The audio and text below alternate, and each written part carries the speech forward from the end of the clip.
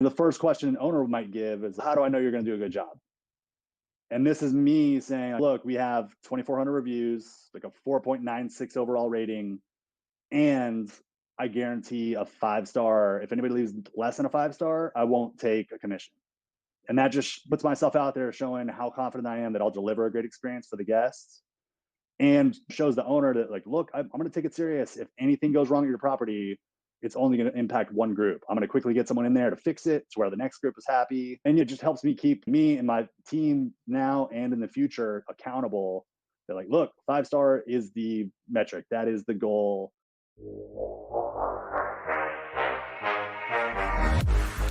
You're listening to Slick Talk, the hospitality podcast, a podcast for those who are in and around the hospitality industry who love, live, and breathe what they do. You can join us for candid and unscripted conversations with hospitality experts and founders as we go deeper into their personal stories while they're sharing their triumphs and trials that got them to where they are today. I'm your host, Will Slickers, and you're listening to an episode of Slick Talk, the hospitality podcast. Now, let's begin.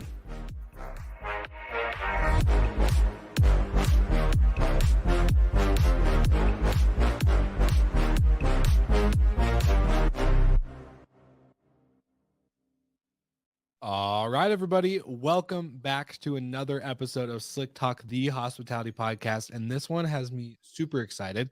We got Sean McGregor, one of the co-founders of Swap, which we'll get into what that stands for here in a second. But we're going to do something a little different today on the episode. And I did give Sean a heads up, so he's not caught off guard. But as a podcaster, and we've been doing the show for over 4 years now, I get a lot of guest bios, right? And I don't have a lot that really catch my attention or make me intrigued. But the one that you submitted, my friend, was awesome. The first sentence really got me right away. And I'm not going to read the whole thing for everyone on the audience side. But I want you to hear this sentence because it's going to set the tone for your story just perfectly. So, Sean, 1, welcome to the show. 2, get ready for this awesome podcast because it's going to be great. Let's go, man. Thanks so much for having me. Of course. Well, for everyone listening, so Sean McGregor literally found hosting through love. When he first started dating Lindsey in 2015, she was renting out the second bedroom in her Austin, Texas apartment, which covered her entire rent. Now, that right there is a great way to start a story that captures someone's attention. So you found love, but you also found hosting and the love for hosting. So I want to hear, Sean, 1, how did you meet Lindsey? And then 2, what was the aha moment as you guys started realizing this is something that can be a lifestyle changer for you guys? Yeah, man. Well, again, thanks for having me. So for me, I've always kind of had an entrepreneurial itch. Like when I was a little kid, my mom had this whole thing where it's like, oh, if you want to buy that video game, you want to buy that football card, you need to come up with half the money.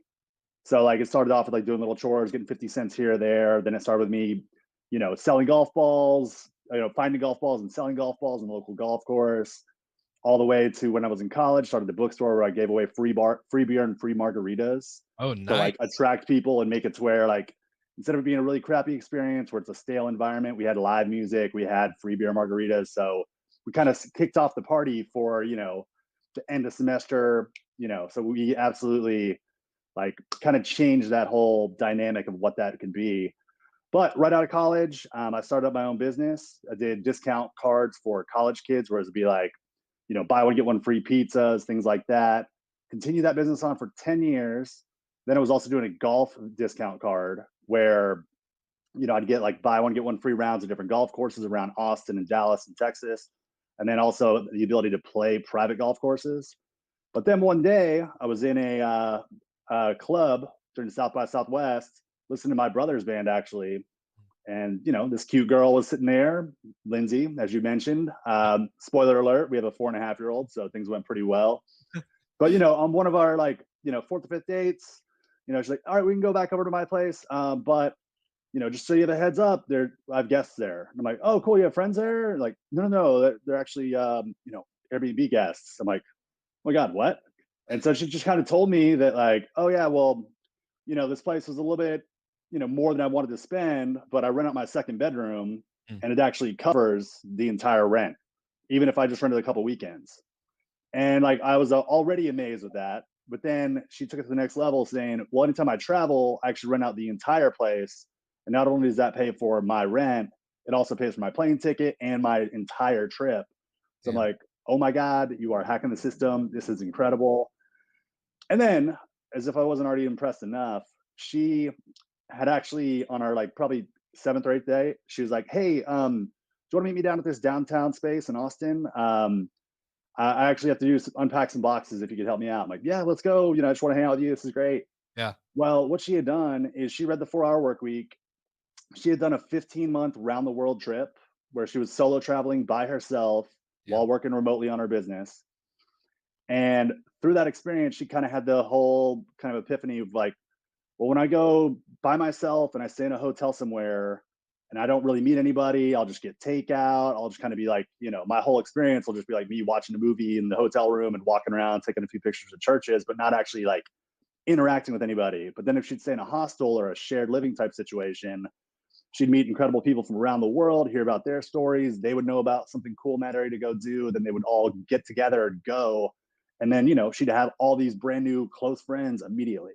Mhm. So on that like 10th date, when we went down to the warehouse, she had taken a one person, like a two-person downtown loft and actually put up partitions Mm. and had IKEA beds and IKEA stuff everywhere throughout it. And I walk in and I'm like, okay. She's like, oh my God, you hate it. I'm like, dude, I just don't know what I'm looking at yet. Yeah. But she had actually created her own kind of upscale hostel. We called it co-living and co-working. Yeah. And it was totally catered towards solo travelers and digital nomads, people that can work wherever they, have Wi-Fi. And she created the space where like, you know, people could come into Austin, and instead of it being like a two-person thing, we had 7 beds there, plus, 15 co-working desks. And people could show up by themselves to Austin, all of a sudden have this community of other solo travelers to recreate that same experience she had, where like, hey, I'm new. Oh, I'm from Philadelphia. Oh, I'm from London. Oh, okay, well, you guys want to go try some Texas barbecue? And then they'd go out and have an amazing time. So I was doing my VIP card thing, but setting that up, kind of like being part of what we called the friend factory and like seeing all these amazing people come through, I just like more and more kind of started pitching in on her business. And like she has her own dance camp business that's independent of it. Wow. So she runs American dance training camps. There's, 8 locations around the country. Gee. So yeah, she's a rock star. She's badass. You should have her on sometime. Well, then say, But I think we need to have her on the podcast. for sure, man. No, she's amazing. But Cool. like all of a sudden she had this other business where it was like hosting all these people from around the world. And, I enjoyed my business and I've always had that entrepreneurial itch, Yeah. but I just like fell in love with like meeting people and helping them connect with other people and go out and have fun in Austin, the town I'm from and that I love. And yeah, we just grew to like totally love that business to the point where when we were going to move in together, Mm. instead of getting a place by ourselves, we're like, well, dude, we love this lifestyle. We love meeting all these people. Why don't we get another location where we can host people in one half of the house, have that pay for our part of the house. But then when we leave, we can rent out the whole thing and that'll pay for our trips. Mm. And so a month into doing the second location, before I was like going down and changing all the beds and doing everything myself. And just like I'm the physical presence that has to be there to make it all go. Well, a month into our new location, so we have 2 at this point, and like probably 16 guests total. Her parents, were going to go to Portugal and Spain and offered for us to come. And we're like, well, shit, man, can we do this? I don't know. We have this new location. Is this going to work or not? And so we're like, well, we can't pass up this opportunity. We got to go. Yeah. And so for that like 14 days, we had an incredible time. I was able to manage everything remotely. It kind of worked out great because, it's a 6-hour time difference. So we'd have a full day before I'd have to start messaging all these guests on Airbnb. Yeah. And I'm like, oh my God, this is actually kind of happening. We're making it work. This is, kind of a dream. So on our last night before we left, she's like, well, we're already over here. That's kind of the hard part. Like, if you could do this remotely and you do your VIP card stuff remotely, do you want to keep going? Like sometimes opportunities like this only come once. Yeah. And I'm like, all right, feels like a dare, but let's go. So like that day at the airport, we left her family and said, okay, we're actually going to keep traveling. And, good luck. Where are you guys going to go? We don't know. We're going to hop on Skyscanner right now and try to find a ticket. And like that turned into 3 months of traveling around Europe while managing both properties remotely, while me setting up my VIP cards all remotely, and just flexing that muscle, man, has like been instrumental to where our story is going to go. But yeah, it worked out great. We got to travel. People were happy at the house. You know, we got to like I started delegating at that point, Yeah. to where I'd have people that were staying long term, you know, help here and there making a couple beds, or let us, you know, keep an eye on the things and let us know if anything needs attention, etc. Um, so that was an incredible experience. Flash forward a couple more years, little Jackson's on the way, and you know, of course, you get an even larger downtown warehouse that held another 20 guests while she was pregnant, lived in like the other part of the house here. And so at one point we had 35 different guests that I was managing by myself on Airbnb, you know, while having a kiddo on the way. And then during that whole experience, you know, we started getting the, oh, well, you know, you guys traveled a lot and that was amazing, but, you know, you have a kid now. So there go your traveling days, which again, we took as a dare. So when he was 8 months old, we went for 3 months in, you know, Scandinavia and Eastern Europe, rented a car in Poland for $350 for 56 days, and drove all around Europe with our little guy while I was managing 35 beds, you know, by myself. And again, that whole experience was incredible. We were at one point though, like one thing that we didn't do at that like correctly was we never kind of got all the necessary permissions. And at some point we got a letter, because you know it was kind of just an accidental thing that it grew this big and that we loved it so much, and that, you know, so we never checked all the boxes knowing what we had to do. So eventually we got a letter. We had to go back down to one location. Wow. Then we were like looking at doing it legit in Nashville. In February 2020, we were getting ready to do it Yep. in Austin, like talking to someone, like looking at a lease, got pretty close to that making it happen. Obviously, a month later, we all know what happens. Yeah. And so that's when it shifted from us doing kind of the co-living, co-working, into, you know, solo traveler, digital nomad stuff, to me having a co-host. Because as I said, Lindsey did dance camps around the country, which is bringing girls from different places, putting them in bunk beds, having them, Mm. you know, dance together, which again, not a good idea. I was doing hostel stuff, which is like shared rooms, strangers coming together. Again, very bad idea during COVID. So all of a sudden, our backs were against the wall. Her business wasn't going to operate. My business wasn't going to operate, or like this that version of the swap wasn't going to operate. And so what I'd done a year before was I started helping out one family member with their property remotely. And because I'd already been, you know, doing all this stuff like from Europe, from, you know, being away from the actual homes, I was confident managing their property in Florida without being there. So whenever COVID came, we had already 2,000 reviews on Airbnb. And so I'm like, all right, well, you know, we need to make something happen. Your business probably won't happen this year, but I'm comfortable hosting. We've been doing it for 5 years, 2,000 reviews, like I said. So I just started building this co-hosting business based on just all the expertise, all the systems that I've developed, and just, you know, have now grown that to 18 different locations, and gotten to the point now where I guarantee a 5-star review for my owners. If anybody leaves less than a 5-star review, I won't take a commission.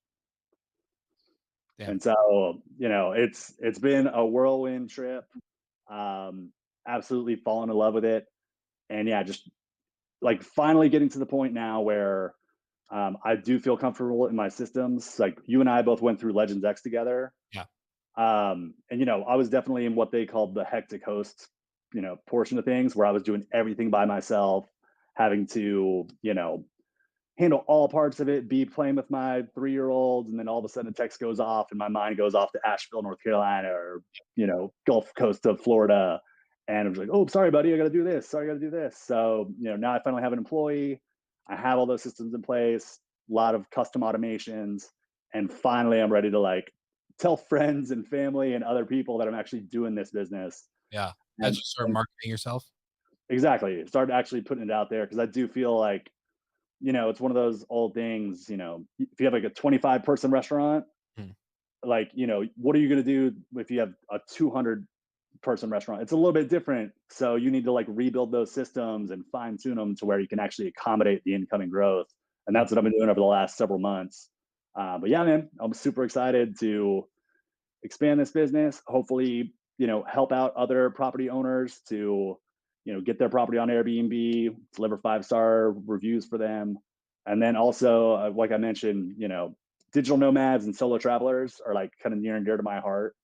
So, Let's tap you into that know, real quick if we can. I yeah, want go for it. you, pre-COVID, I hate mentioning COVID. Like I hate talking about like we talked about Dude, I'm sure you're worn out with it. Yeah. it's so much, but it does. I think there is some value when we can compare.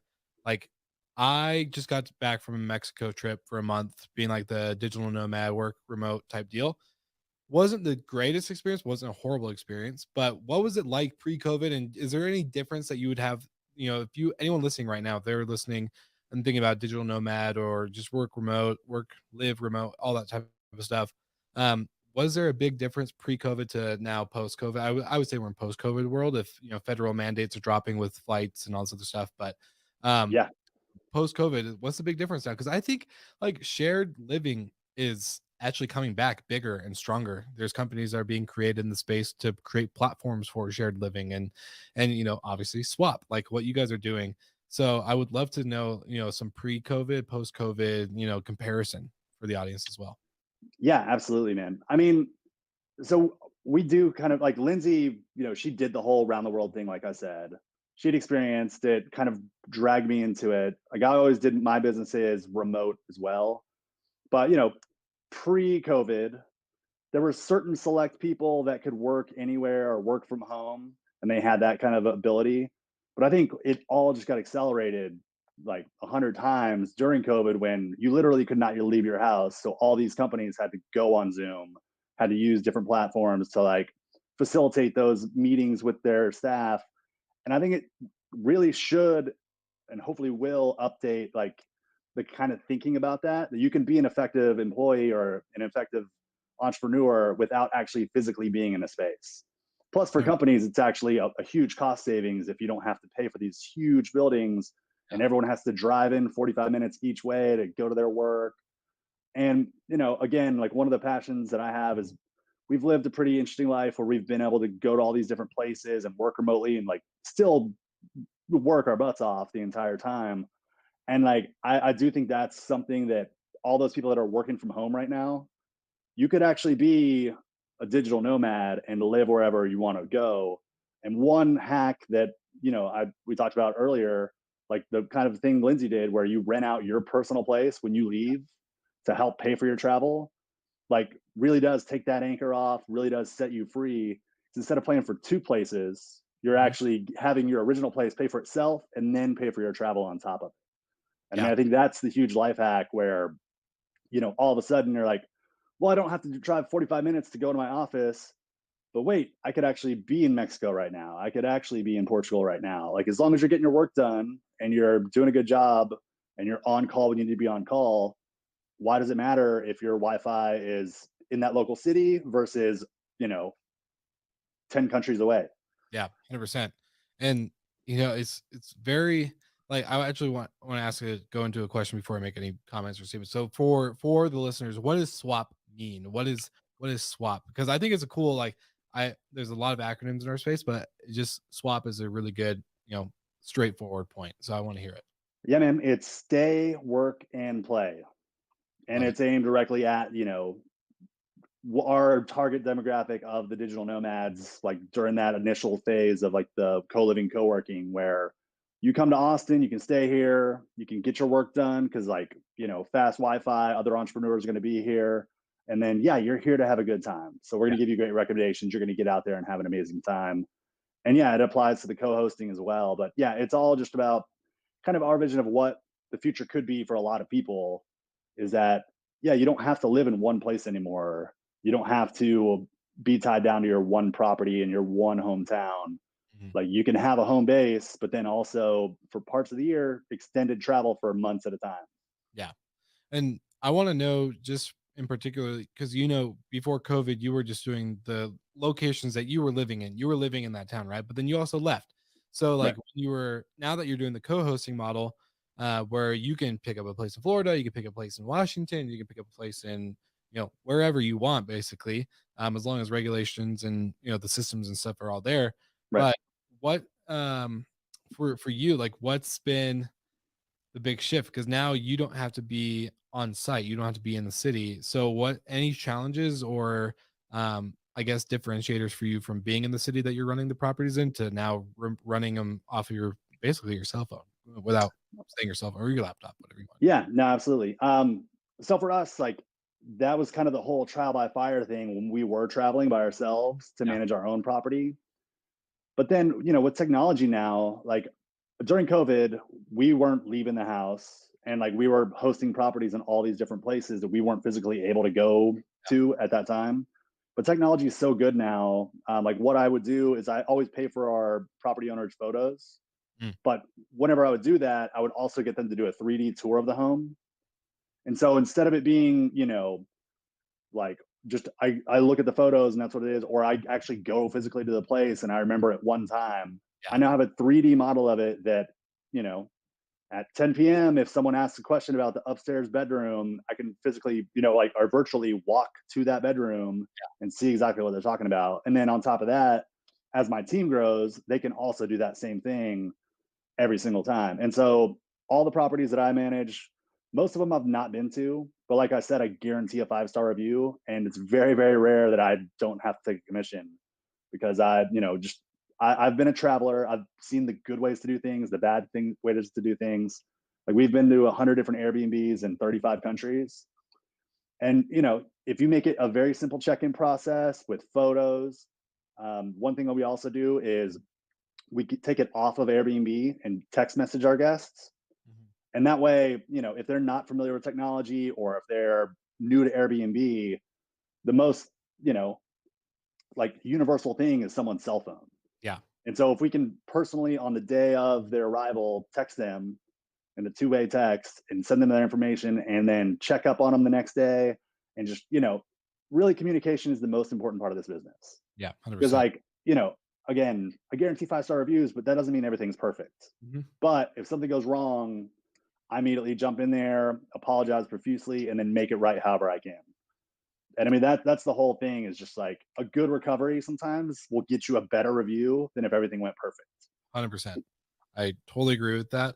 I have two questions for you. So, Yep. not being in the city that you're hosting in, part one is Yep.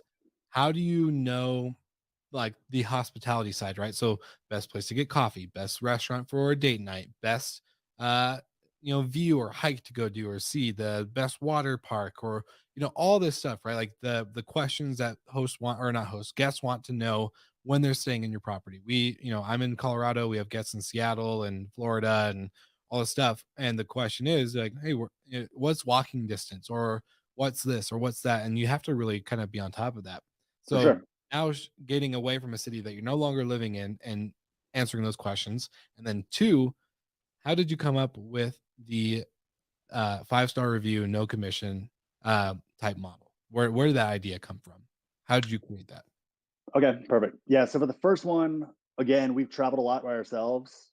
And so we've been the guest so many times, and we've been on the different websites trying to find what restaurants do we go to, where's the coolest coffee shop. And so I've learned how to like search like a guest, go to the different blogs, find out like which ones are at the top. Then you go on other Airbnb listings, let's say, and you see what type things pop up over and over again in a market. Where if they keep on mentioning some national forest, they keep mentioning some local waterway or whatever it is, you can quickly kind of understand like, okay, this is something important to this area. Our guests will probably love it. And then what I also do is I have a checkout form for all our guests. And I always like kind of ask them what they loved about the area, any restaurants they'd recommend, things like that. And through that, I get a lot of guest feedback and learn about things that I wouldn't be able to find otherwise. Love that. And then, obviously if I'm co-hosting and I'm representing for an owner, they're going to bring some to the table as well, like some of their favorite spots. But it's just kind of like a trial and error thing. You find what's highly reviewed, what's high rated, you give those recommendations out, and if people are happy, then you keep on giving it. If they bring other, if they're like, oh, you should definitely go check out this, or have you been here? then I'll look it up, and if I like it, I'll add it to the list. And so, yeah, I have custom digital guidebooks for every property. And my whole thing is I want to make sure they have as much fun outside the home as they do inside the home, because they're there to visit Asheville, they're there to visit Austin, Yeah, etc. Like, but our properties will have fast Wi-Fi, we'll have all the amenities they want, they'll have a great time in the house, but they're not there to visit just the house. for sure. They visit the area as well. Yeah. Um, Can I ask you really quick, who do yeah, you who do you use for your guidebooks? it's custom. I Okay. just Yeah, I mean, like, during my whole VIP card days, I Yeah, learned how to do graphic design and website and all gotcha. that stuff, just because I was the guy wearing all the hats for, you know, I Yeah. mean, pretty much since I was 22 or whatever. So, yeah, I've been a continual learner, Yeah. and like I've gotten really good at just like, oh, don't know how to do that. Okay, let me go on Udemy, or let me go on YouTube and just watch a bunch of videos and just kind of piece it together and copy that and duplicate that, and do what make something that feels authentic to me, the brands, and something that I think our guests would find useful, which obviously they have. For sure. So the second part of the 5-star guarantee, that whole thing is just, my whole like business is I can host anywhere. I will show your guests an amazing time. And the first question an owner might give is like, well, how do I know you're going to do a good job? And this is me saying like, well, look, we have 2,400 reviews, like a 4.96 overall rating, and I guarantee a 5-star. If anybody leaves less than a 5-star, I won't take a commission. And that just, puts myself out there, showing how confident I am that I'll deliver a great experience for the guests. And, shows the owner that like, look, I'm going to take it serious. If anything goes wrong at your property, it's only going to impact one group. I'm going to quickly get someone in there to fix it to where the next group is happy.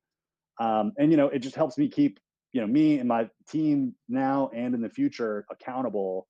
They're like, look, 5-star is the metric, that is the goal, That's the and base standard. There's that's no the base standard. Yeah, yeah, it's 100% 5. totally, man. And exactly, like, what's awesome about it also is that it keeps me accountable. It shows the owners how much I care about it.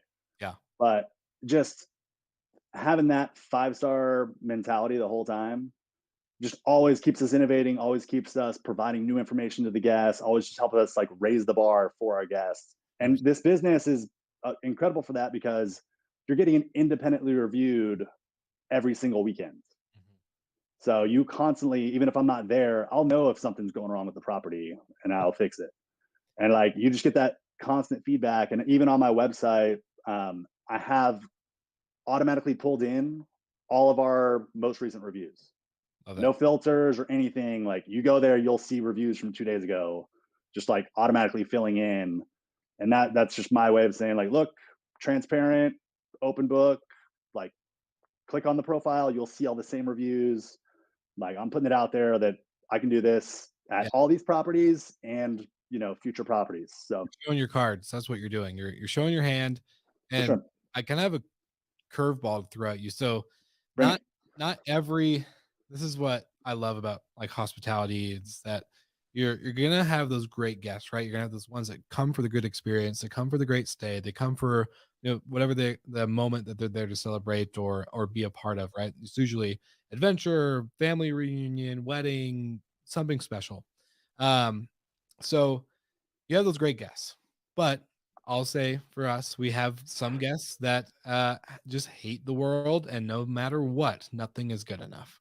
Two towels in each bathroom, enough towels for every guest, toilet paper, trash bags, all the stuff is there, right? Like, you set the expectation, the instructions are easy, the Wi-Fi password is easily accessible, all that stuff, but they just hate the world. Basically, is what I like to say, Yep. and they'll give you a bad review no matter what, even though everything was great.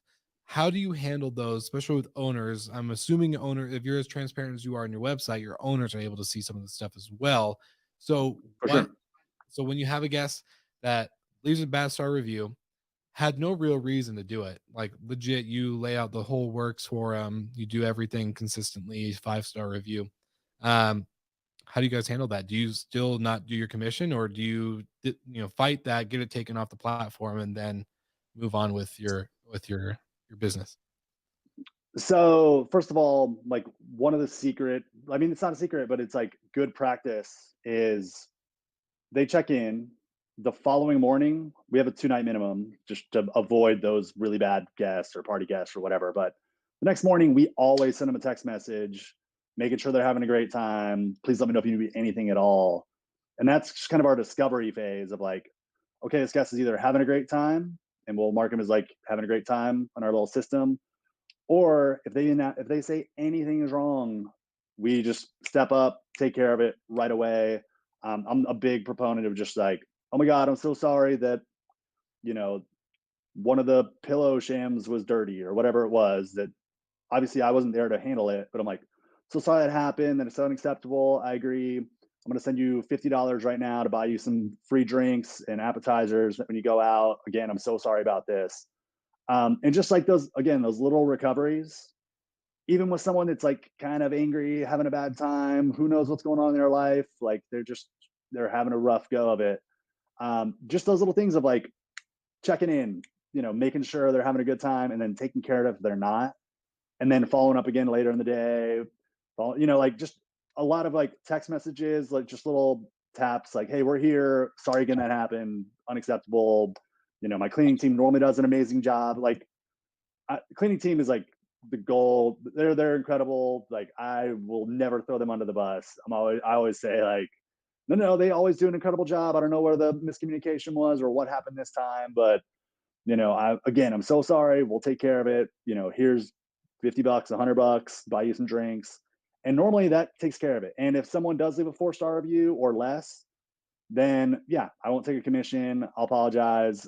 Eventually, if let's say there are maintenance items that were missed or something like that, I will go back later and like show the guests we addressed it, thank them for bringing it to our attention, and then sometimes they'll take it down. But really, it's about me making sure that this guest that only has potentially one trip all year, even if they're in a bad mood, we need to make sure they have an amazing time. Yeah. So I want to 100 make sure, like, even if it's your one trip of the year and you're staying with our property, that we nail that experience. The whole group has a great time. There's a lot of pressure as the booker because you Yeah. have 8 family members that might be, in Yeah. your ear if anything's going wrong. So I want to make sure that doesn't happen. So yeah, again, it's very, very rare that we get anything less than a 5-star. But again, not everything's perfect. Yeah. We would just able to recovery, apologize, and give them a little something to show how much we care. 100%. And you mentioned text messages a lot, so I'm hoping that you're not all managing these text messages on your phone, because I don't know how you could handle that. Like, is there a certain tool or system or way that you guys are able to do all this texting? Because for me, I would probably I would probably lose my mind. I don't think I'd be able to handle it. Yeah, man. So I kind of searched high and low and finally found the software. Like, originally it was just all on my cell phone, but now I use something called Open Phone, Open. and it's incredible because you know, one, it's very cheap. I have a different phone line for the cleaners, the owners, the guests, the maintenance people. Oh, It's cool. all like $5 a month. But what's incredible about it is you can use it on a desktop, and one of my employees can write a reply. I can see her reply Mm, immediately, but I can also comment in an internal thread about anything a guest says. And she can ask me a question exactly about one particular thing a guest mentions, and I'll be able to reply inside that chat just to her, and then she can copy and paste it. Plus, that's on top of that, you can do snippets where it's like kind of a canned message. Like, if there's a common reply you always have to give, it's just like tap tap and you send. And yeah, that software has been a game changer because I was like, I'm not gonna just go strictly through the Airbnb platform. I want to make sure like I have that personal touch. And then this is another thing I do to kind of make sure I get those 5-star reviews is because it's on a text message. What I'll do is if the guest has been having a great time and I know that they've been having a great time, as soon as it's available, I'll write them out their review, screenshot it, and then shoot them a text with a picture of the screenshot saying, "Thank you again for being a great guest. Want to make sure, just left you a 5-star review. Safe travels home today. You're welcome back anytime." And because they see that I left a detailed review for them, and then it's a 5-star, it takes away kind of that cloud of like, "Oh, were we good guests? Did we leave that?" And so because they know they're getting a 5-star, they're way more likely to leave a review as well. and typically it's going to be a 5-star. And instead of it just being a 2-line nice day, they'll actually go into detail and give you those marketable, reviews that have 5-10 lines worth of, praise for your hosting, praise for the property, praise for the fun things they did, and that all just turns into more bookings.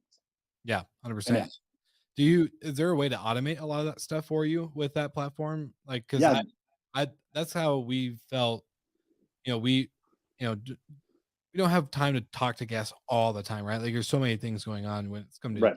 new properties, talking to cleaners, maintenance projects, all that stuff. So we love the automated triggers in like in our property management software. All that stuff really helps. But is there a way for you to do that as well? Because I feel like most of your time could be consumed with communications, which it can be is part of the job, right? But is there automations for that?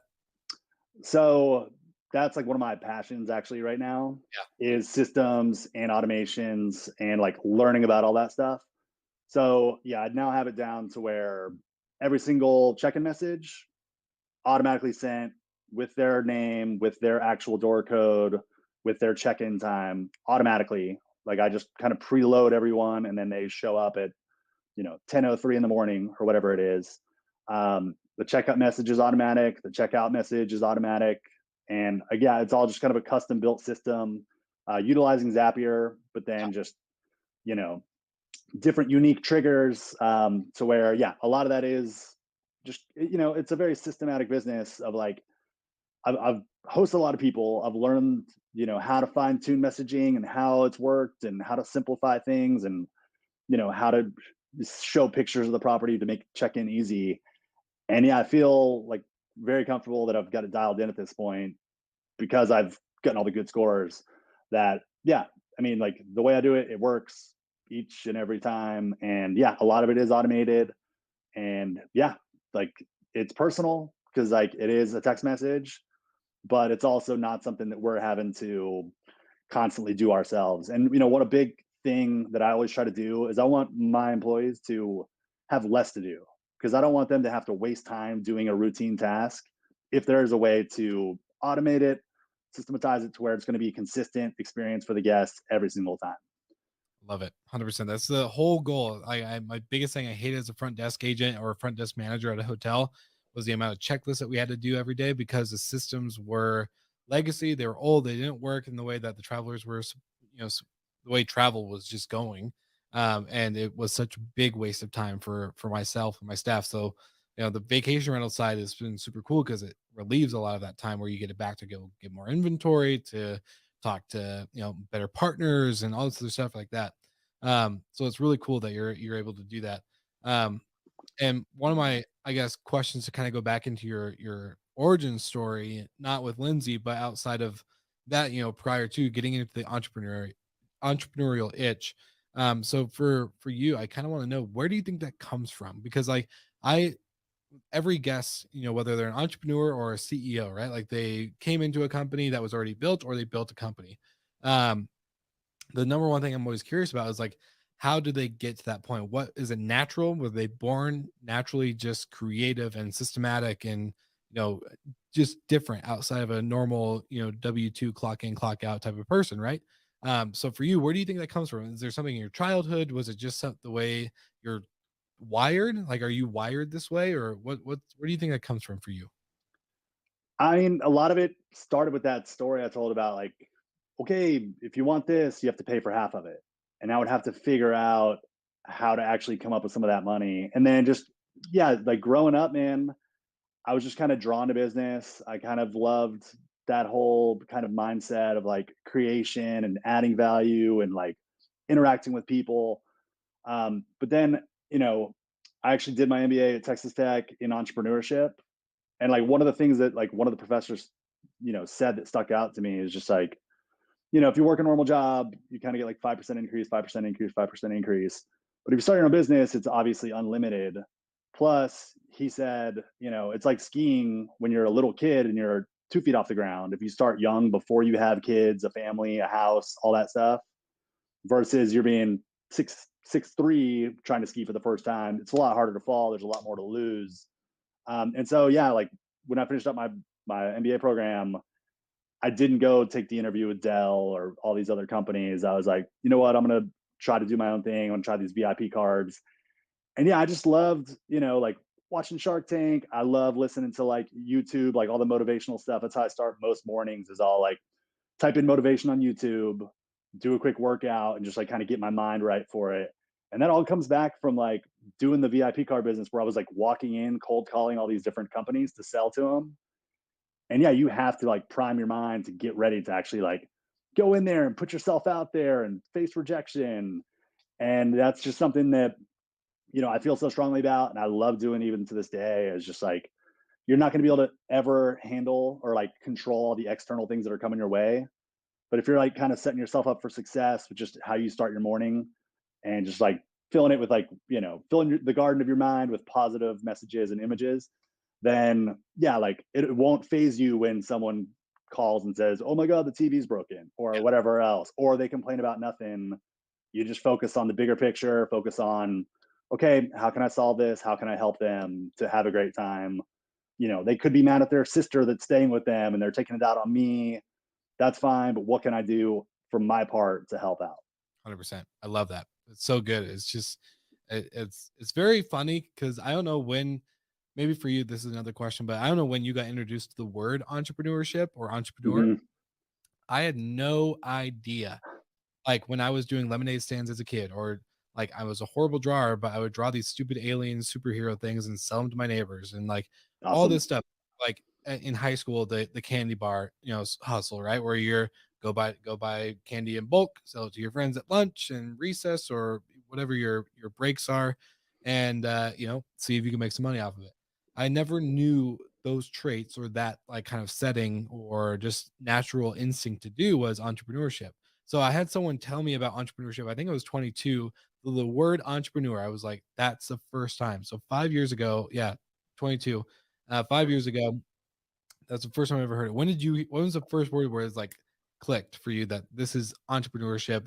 Seeing Lindsay do all her things, like, was that what was that moment for you?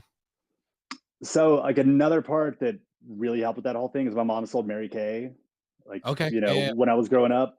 And like, anytime I'd go to a football practice or something like that, I was basically being inundated with like Mary Kay education yeah. tapes. So I was like doing Mary Kay University as a little kid growing up. And yeah, man, I just loved it. Like, I loved just the sky's the limit. Plus, the freedom aspect of it was huge for me also. Like, go to work for something that you don't necessarily care about and clock in every day and go to the same place. That compared to unlimited upside, plus the freedom to, do something you actually care about and be creative and learn new things. And, like business, one thing I love about it is it's kind of like a little world where you can make things exactly how you think they should be, instead of, you know, fitting into a certain box that someone else, working for their dreams. Like, I love the fact that I can just like, my logo is a robot and a wow guy that I drew for my kid. And like, I can do that on my website for my Yeah. business, just because it's something that I think stands out, shows our character, shows that we're kind of fun, family oriented, and it's different than a house logo or a key logo or anything else you'd see. So if you see 10 websites, you're probably going to remember ours on one level. So yeah, man, I just love the creativity aspect of it. And yeah, to be lucky enough to find someone like Lindsay that also had that same kind of, curiosity and drive and like anything is possible mentality was, still is unbelievable to me that she's real and exists. But yeah, I mean, it's been an incredible ride so far. And I love the fact that she also has just kind of the counterculture view of like, well, we don't have to be in the same place the entire time. We don't have to, you know, avoid travel with our young child. Like, instead, we're like, this is possible. It's awesome to us. So let's go for it and let's do it. I love it, and I just pulled up your website. It's so cool. I think it's so, like, it's so cute to see you, Lindsay, and what's your son's name? Is it Jackson? Jackson. Yep. So cool to just see, like, putting that, like, putting a real face to the company, right? It's not just a logo. It's a real family. It's a real company. I think it's really cool. And to all the listeners out there, I hope you find your Lindsay, right? I think we all need a Lindsay in our life, and a Sean. You gotta be maybe. Uh, Two halves to the whole. Yeah. yeah, I love it. Well, I love to ask the kind of final wrap up question, right? Is obviously I just pulled up your website, but for anyone listening, right, if they want to hear more of your story, if they want to connect, if they want to do whatever, where's the one place that you would want to send them? Okay. So I will say stayworkandplay.com is our website that you mentioned. Um, and I've heard you in previous podcasts ask like one place on the internet you'd send people. Yeah, one place. And yeah, and so one article that takes like 15 minutes to read that is like a huge game changer for me and that I absolutely love, and it's it's got crude humor and cartoons and it's really funny, is Taming the Mammoth from Wait But Why. Okay. Um, check it out. It's all about how in our head, we're basically wired for 50,000 BC. And what he says is we have a mammoth, like a dumb, stupid mammoth that's now extinct in our head where we want to fit in and we feel weird if we're doing something that's, different than the other people. And it's because, way back when, that was the only way you could survive is if you were part of the group. But now we're in this whole new age where that's not necessarily important, but we're still wired that way. And so he talks about the mammoth versus the authentic voice of the stuff you think is important, the thing you want to do. And it's just a real quick read, real quick listen, but it really will change your perspective and like kind of open up to where, you know what, am I doing this because I care about it or I think about it? Or am I doing this because it's the way it's done or it's, the way society thinks is right or, it's the way, exactly. It's like, this is how it's always been. So that's just a really cool article, kind of open up your mind, and it's funny. And like, there's a bunch of gold on that whole website. But outside of Stay Work and Play, that would be the one that I would check out. Cool. I'm going to give you one more because I totally forgot to bring this up in the episode. Cool. You're part of a project called Hospitable Hosts. So, in 30 seconds or less, can you explain what Hospitable Hosts is, when is it coming out, and anything that you think any reader or listener should know? Absolutely. So Hospitable Hosts comes out on May 15th, and it's a book written with 40 different short-term rental operators from around the world. You have Mark Simpson from Boosley, Julie George, Dr. Rachel Gainsborough. Like there's a bunch of like incredible people, and everybody takes one chapter, 3,000 words, talks about their hosting journey, why it's important to them, what makes them a quote unquote hospitable host. And it's a project I'm honored to be a part of. Cannot wait to actually read because I haven't read anybody else's chapters. Yeah. But it comes out May 15th. All proceeds go to benefit two different charities in the UK for kids. Okay. So it's also a good cause. But, hopefully learning from my story and from all the other 39 incredible people in there, it'll help you just learn more about hospitality, learn some tips and tricks. And then also just if you haven't started in your business, give it a go because there's so many people that will give you actionable insights on how to do it and like what freedom that business can give you. I love it. And for all the listeners, and when I say we at hospitality.fm are sponsors of the book because we believe in it that much. I can't wait to see your author career take off from this one. You got to catch up to Julie George, and I know she's listening. So, Julie, watch out. You got some other authors coming for you. Just kidding. She's awesome. Mm-hmm. But no, it's such a cool experience to see because I think, coming from the hotel world, we do see the hoteliers be glorified in a lot of big media outlets, from news to TV to radio to online articles and publishing companies to books and so on and so forth, podcasts to be example as well. But the Airbnb hosts or the short-term rental hosts, we won't call it Airbnb because it's not just Airbnb. You are a host of more than just a platform. But Right. it's really cool to see this come together where you get to hear the unique, especially very unique voices. No vacation rental manager is the same. No vacation rental management company is the same. So it's really cool to see all these voices come together in one book. And I'm excited to read it. I'm excited for the launch and honored to be associated with you and all the amazing authors inside. So thank you so much for putting that together, and we're excited. But yeah, Sean, thank you so much for being on the podcast. I really, truly appreciate your time and your story. For all the listeners out there, make sure you like, subscribe, follow everything Swap. So that way you can stay up to date. I'll make sure everything is in the show notes, and we will see you all again next week. Sean, thank you so much, my friend.